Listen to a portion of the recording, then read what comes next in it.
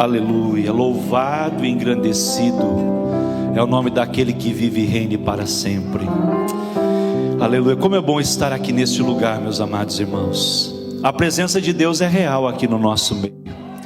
Aleluia, abra sua Bíblia em Lucas, capítulo de número 10 e versículo de número 29. Enquanto você abre, eu quero agradecer pastor Felipe Sequinel pelo carinho, pela recepção, pela calorosa amizade. Obrigado, pastor. Obrigado, pastora Damaris.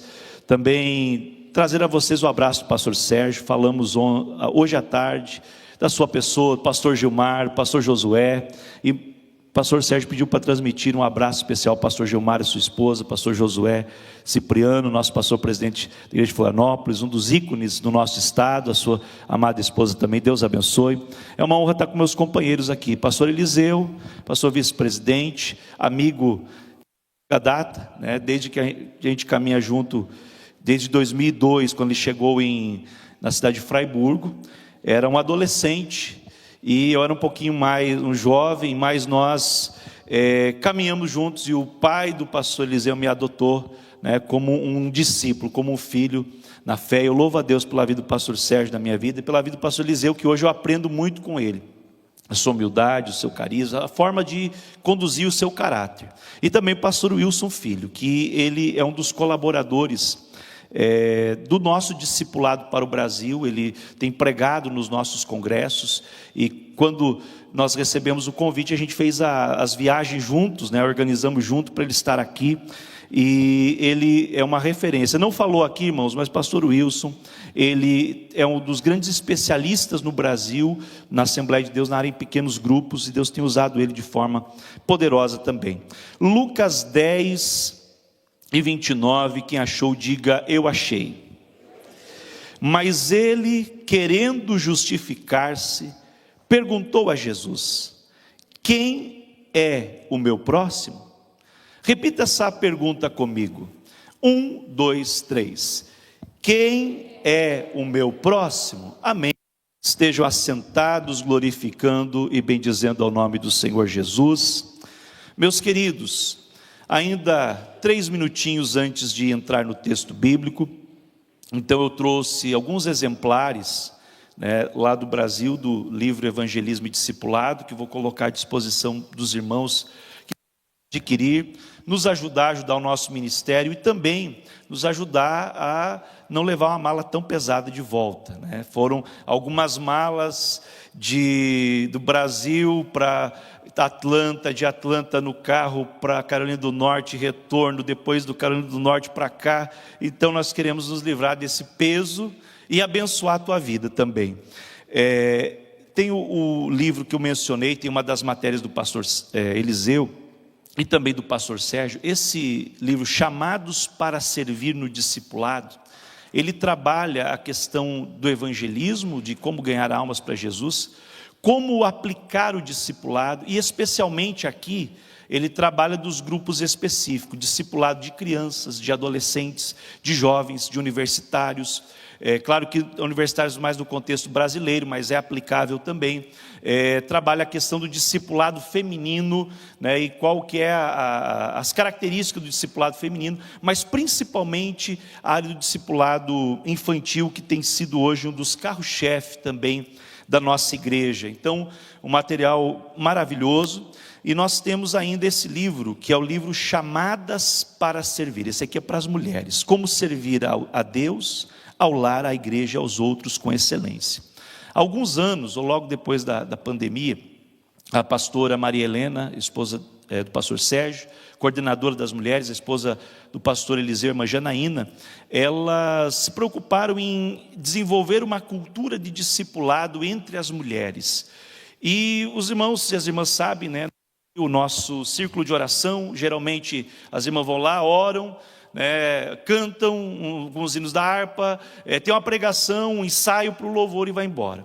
Então elas se preocuparam em fazer do círculo de oração também um lugar de relacionamento e crescimento na palavra de Deus, no ensino. Então usaram vários livros, a experiência da mesa, usaram, enfim, tem vários N livros que eu não lembro todos agora, mas o ano passado, então, elas resolveram escrever um livro porque não encontraram outro nessa área, um livro voltado para servir para a mulher.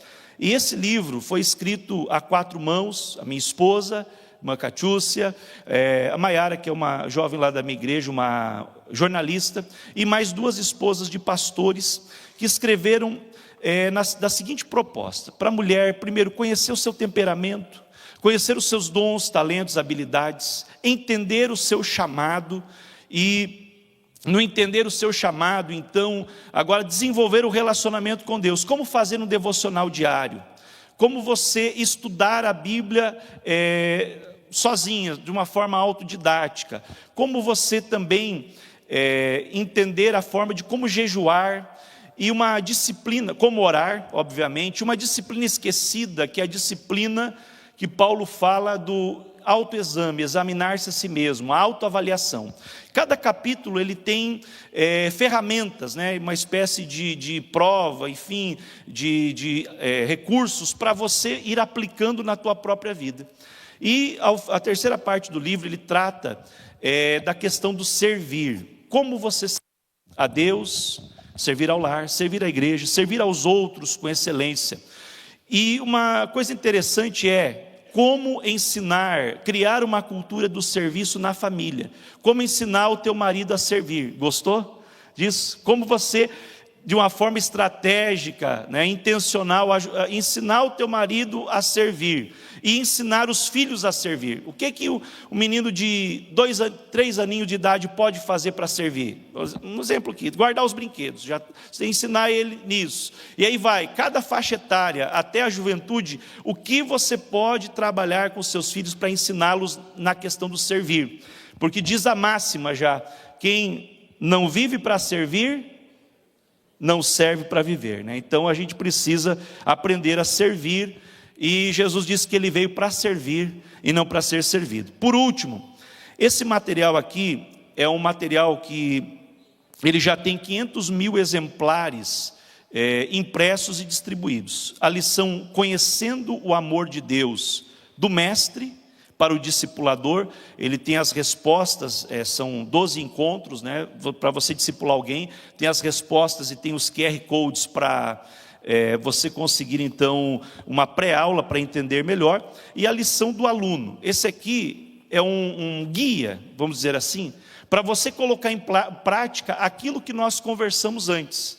Como que eu vou fazer agora? Eu quero adotar alguém, como fazer? Então eu tenho esse material, e tem ele também em inglês, tá? E a tradutora está aqui, ela é mestre em educação, né? E teve alguns outros que ajudaram a corrigir, está aí a tradutora em inglês. Tem em espanhol também, né, as lições de mestre e aluno. E o mais que eu gosto mais, esse aqui é a cerejinha do bolo, o discipulado teen, material para discipular adolescentes. Então todos esses materiais desenvolvidos por uma equipe, né, de especialistas na área do discipulado. Qualquer revista 5, esses livros, qualquer um deles 20, ou os 3, o combo por 50, para você nos abençoar, nos ajudar, e benção em nome de Jesus. Amém, irmãos? Glória a Deus. Amados, o texto que eu li, ele veio ao meu coração em um momento que eu estava ministrando um treinamento que a gente chama lá em Joinville. Nós estamos desenvolvendo um projeto chamado Ame o Seu Vizinho. Amar o vizinho, ensinar os irmãos a amar os seus vizinhos. Como ganhar o seu vizinho para Jesus e, de forma intencional, ganhar o seu vizinho para Cristo. E aí eu ministrei, uma equipe de pastores, cada um tem a sua matéria, é um dia inteiro de seminário.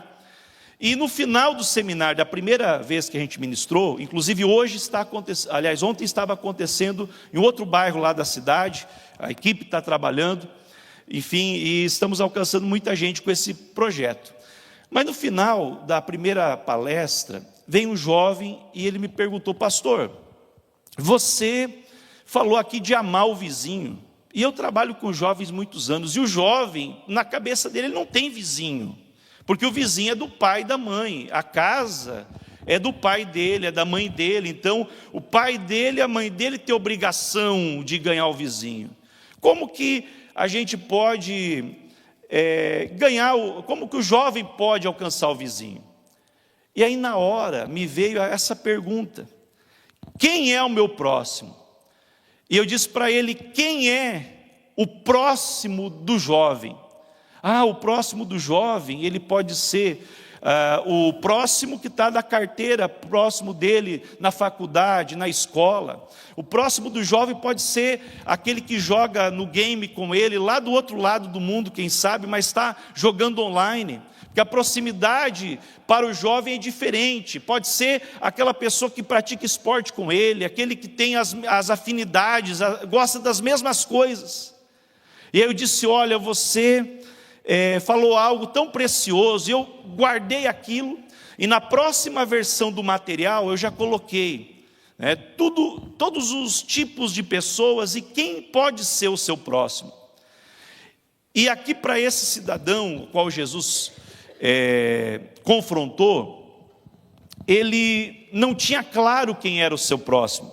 A Bíblia diz que um homem que era conhecedor da palavra, ele era intérprete da lei. Para ser um intérprete da lei, ele deveria ter mais ou menos uns 30 anos e ter estudado com os maiores mestres da época. Lembre-se que para nós hoje discipulado é um conceito talvez um pouco estranho, mas na época de Jesus era comum e normal. E todos os meninos judeus, eles queriam ser discípulos de um mestre para depois se tornar um mestre, como Paulo foi o discípulo mais brilhante do mestre Gamaliel. E é interessante, meus queridos irmãos, que esse intérprete da lei, ele reconheceu que Jesus era um mestre. Jesus, ele se vestia como mestre, ele andava como mestre, ele era cercado por discípulos que queriam aprender com ele. Então ele disse: mestre, eu quero aprender uma coisa. Alguns dizem que essa pergunta foi capciosa, outros dizem que foi uma tentativa de, quem sabe, causar um rebuliço, um tumulto lá no meio da multidão. Ou alguns ainda intérpretes acreditam que foi uma pergunta sincera, ele queria mesmo ter a vida eterna. E aí ele pergunta: Senhor, o que eu faço para obter a vida eterna? E aí Jesus, como na maioria das perguntas que ele recebe na Bíblia Sagrada, ele não deu a resposta pronta, mas ele fez outra pergunta. E ele disse: o que está escrito na lei? Como você a entende? Qual é o teu entendimento sobre a lei? E aí ele então procurou na sua mente de um grande intérprete, um grande pesquisador. Ele foi lá para o Antigo Testamento, para a lei, para Deuteronômio, para Números. E ele lembrou dos dois grandes mandamentos. O primeiro grande mandamento: ame o Senhor seu Deus de todo o seu coração, de toda a sua alma, e com todas as suas forças e todo o seu entendimento. Então a ordem de Deus para o povo de Israel era que eles deveriam amar o Senhor de todo o coração. Por que do coração? Porque do coração saem as decisões, do coração saem as fontes da vida. O coração é que impulsiona aquilo que nós fazemos. A mente pode pensar, raciocinar e até procurar um meio melhor de fazer as coisas, mas na hora H, na hora que você precisa tomar a decisão rápida, o que vai fazer diferença é o que está no coração. Então por isso ele disse: ame o Senhor de todo o coração. Depois, com toda a sua alma. Essa alma significa a sede das vontades, a sede do entendimento, no sentido de o ânimo de vida. Também com todas as suas forças, fala de todo o seu físico, todo o seu vigor e também de todo o seu entendimento. Por último, veja que é proposital, por último o cérebro. Por quê? Porque muitos podem amar a Deus no entendimento. Não, eu amo a Deus, eu acho que eu sou um bom crente, eu entendo a Bíblia, mas na prática do dia a dia não vive. Então começa da prática e vem para o entendimento. E aí ele disse ainda, olha como ele sabia o que devia fazer. Ele disse ainda: e ame o seu próximo como você ama a si mesmo. Nota 10. Provavelmente Jesus disse: very good, nota 10. Você acertou. Você respondeu corretamente. Então, faça isso e viverá. É simples, você já sabe o que fazer, vai lá e faça. Mas ele estava só amando do entendimento, não era do coração. Veja que ele mesmo se condena. E aí a Bíblia diz que ele, querendo se justificar, fez uma outra pergunta: mas Senhor, quem é o meu próximo? Porque a gente sabe, irmão, o que deve fazer. A gente conhece a palavra de Deus. E mesmo que não conheça muito, mesmo que você esteja iniciando a caminhada, mas você tem uma ideia, porque o Espírito Santo, ele trabalha na sua vida para te levar para o caminho certo. Mas a gente busca subterfúgios, não, mas não é bem assim, e se eu der um jeitinho, se eu fizer isso, se eu fizer aquilo, talvez, pode ficar mais fácil para mim. E Jesus foi direto: olha, faça isso e viverá. Poxa, mas eu amar o próximo, para mim amar o próximo, tem que saber quem que é meu próximo, porque não é todo mundo que é meu próximo. Então Jesus usou digamos assim, a maior estratégia, a maior ferramenta que ele tinha, que eram as parábolas, contar uma história. Quem que não gosta de uma história? Quem não aprende com uma história? Jesus disse: olha, um homem descia de Jerusalém para Jericó, e no meio do caminho ele foi atacado por ladrões, e eles roubaram tudo que ele tinha, e ele ficou lá, meio morto ou semi-morto, como diz algumas traduções. E por casualidade, veja que quando nós não temos a intenção de fazer algo para o Senhor, nós andamos distraídos e casualmente. Um sacerdote, um religioso, andou ali, estava passando lá por acaso, não era de forma intencional, casualmente passava por ali. E quando ele viu o homem caído no chão, precisando de ajuda, ele fez que não era nada, ele até se desviou e foi embora, deixou o homem ali morrendo. Da mesma forma, um levita, um servo do templo, um voluntário, não era um sacerdote, mas era alguém que trabalhava ali, que ajudava, cuidava do templo, passando por ali também de forma não intencional, ocasional, olhou para a situação e se desviou. Mas a Bíblia diz que um certo samaritano, ele não estava andando assim, passeando, ele estava seguindo o seu caminho. Isso quer dizer que ele tinha um objetivo, um alvo. Ele estava na correria do seu dia a dia, indo com um compromisso. E a Bíblia diz que ele viu, passou pelo mesmo caminho, ele passou perto do homem, ele não se desviou, e ele se compadeceu dele. Então ele se aproximou, fez curativos nos ferimentos dele, aplicando-lhes óleo e vinho. Aqui tem uma simbologia que a gente pode aplicar, mas aqui vamos ir para o texto de forma literal. Ele cuidou do homem, colocou vinho para matar a infecção com álcool, passou o óleo, que era os recursos que ele tinha para ajudar na cicatrização, ajudar ali a curar a ferida, e ele colocou aquele rapaz no seu próprio animal, em cima, não sei se estava de cavalo, de jumento, de burro, se fosse no Nordeste estava de jegue, né? E o irmão disse: olha, e se for de jegue ele chega lá, porque realmente é um bicho valente. Colocou lá no seu animal, levou até a hospedaria, e lá na hospedaria, ele falou para o hospedeiro: olha, esse homem que está aqui, ele está ferido, está machucado, ele precisa se recuperar, cuide dele, eu vou te pagar, vou te dar 2 dinheiros, 2 denários, entregou na mão dele e disse: olha, cuida dele, e se você gastar mais do que isso, eu vou te restituir quando eu voltar a passar por aqui, eu vou pagar o que ficar devendo, mas ele está sob os meus cuidados, eu estou te pagando para cuidar dele, porque a vida dele vale muito, a vida dele é importante, ele não pode morrer, então eu me responsabilizo. Quem sabe esse bom samaritano ia para um lugar de uma reunião de negócios, mas ali ele não teve medo de estar sujo de sangue,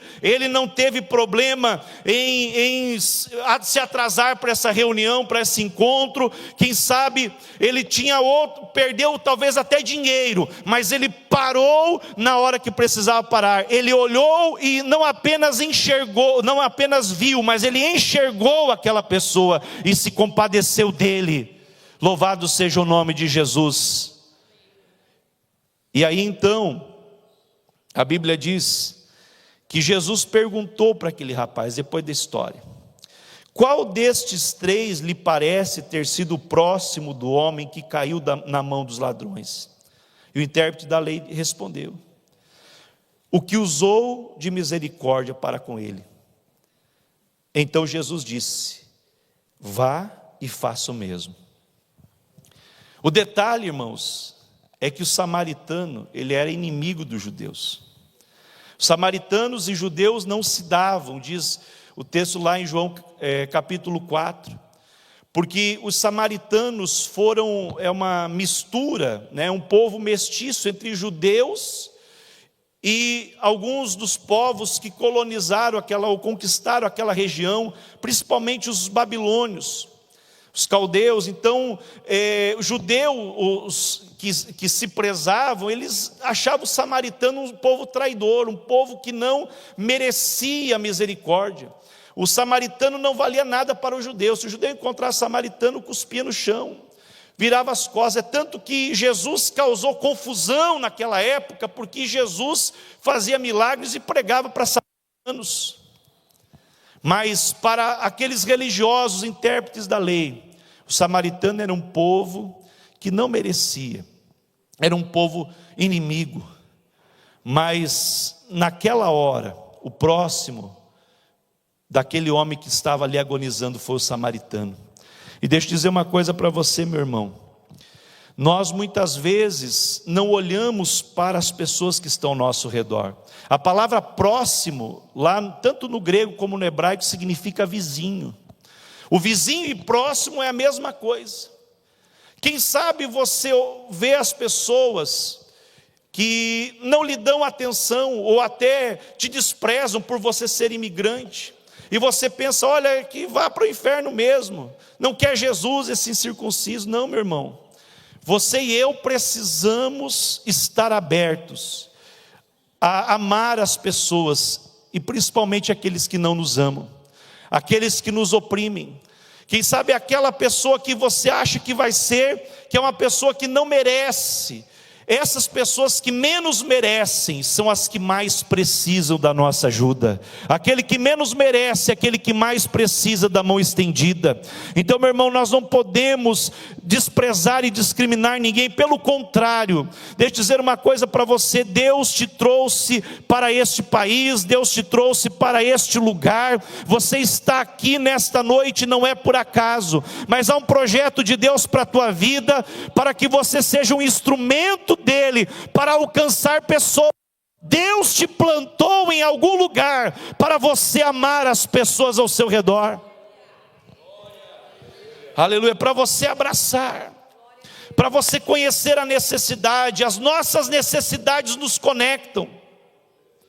Se você estender a mão para o necessitado, ou em algum momento de necessidade você abrir mão do seu orgulho e aceitar que alguém lhe ajude, isso abre porta para o relacionamento. Isso abre porta para você apresentar Jesus. Eu e você precisamos ser parecidos com Cristo. Nós somos discípulos dele. E o que ele quer é que você abrace alguém, você traga alguém para perto dele. Louvado seja o nome do Senhor. Que você seja esse bom samaritano, ou que você saia da posição desse mestre da lei que julgava e se coloque em uma outra posição.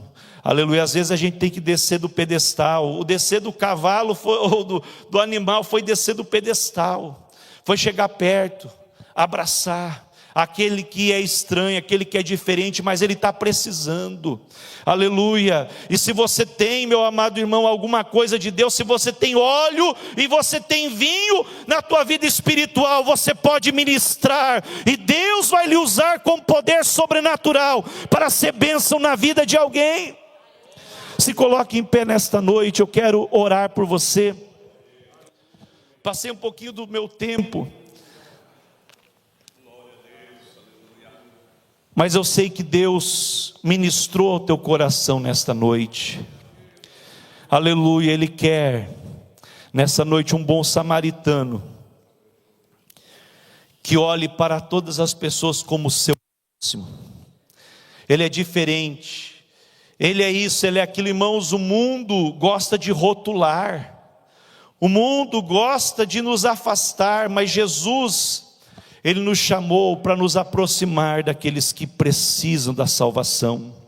E eu sei que tem alguém do teu lado que precisa, que você estenda as mãos. Aleluia. Tem alguém do teu lado que precisa que você abrace. Aleluia. Tem alguém que precisa que você adote.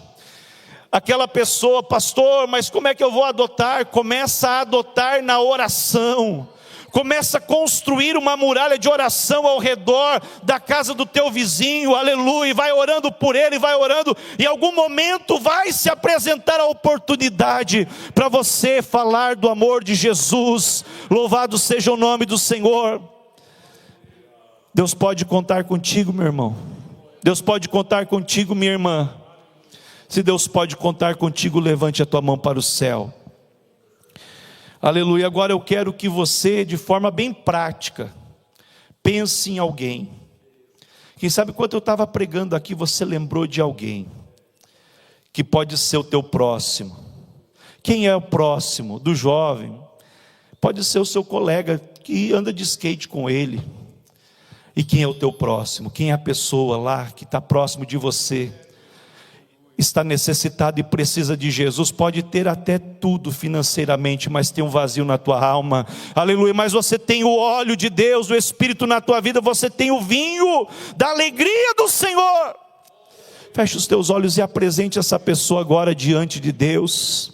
Ore por essa pessoa agora. Amado Deus e bendito Pai Celestial, em nome de Jesus, nós oramos agora pelos teus servos e as tuas servas aqui, Senhor, neste templo. Pai querido, muito obrigado pela vida dos nossos irmãos. Temos aqui, Senhor, irmãos de várias nacionalidades. Temos aqui, Senhor, irmãos e irmãs que têm se colocado na tua presença, ó Pai, têm buscado a tua face. Eu sei que não é fácil, Senhor.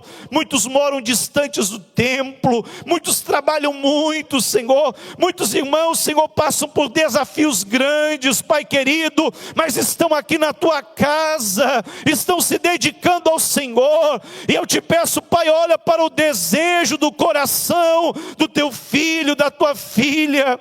Agora está apresentando diante de ti alguém, Senhor. Eu não sei se é um amigo, se é um vizinho, se é um colega de trabalho, mas alguém que precisa do teu amor. Quem sabe, Senhor, não vai ser com palavras, mas vai ser de forma prática, como o bom samaritano que abraçou, como o bom samaritano que curou. Tem tantas pessoas com a alma ferida, com o coração machucado, mas este irmão tem uma palavra que pode mudar esta história. Eu te peço, meu Deus, em nome de Jesus, enche esse meu irmão do teu Espírito Santo, enche essa minha irmã do teu Espírito Santo, coloca uma palavra poderosa nos seus lábios, e que essa palavra seja como bálsamo para curar a ferida das pessoas ao seu redor.